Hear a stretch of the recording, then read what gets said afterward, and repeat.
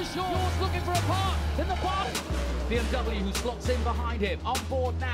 And he is in his wheel tracks too. The numbers close. The track layout is quite insane. The atmosphere was great, the track also. I'm a big fan of street circuits, and Makau is the best one we can get.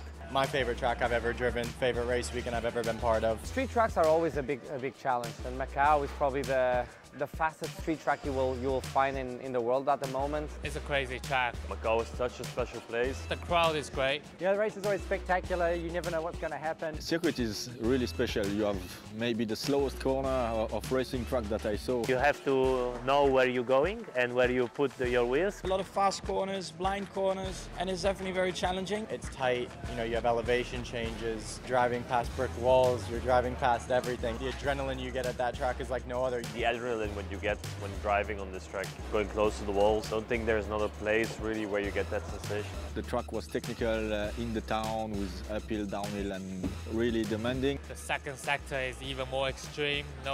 Absolutely no room for aero. It's a street racing track with some medium and high-speed corners. That's quite unusual. Normally, street racing tracks tend to have more slow corners. It's the hardest in the world. You have to take a lot of risks, but if you take too much risk, your weekend's over before you even get to start the race. The commitment, the confidence you need to be with the car, with the tires. The first time you go there, you're like 6-7 seconds off the pace.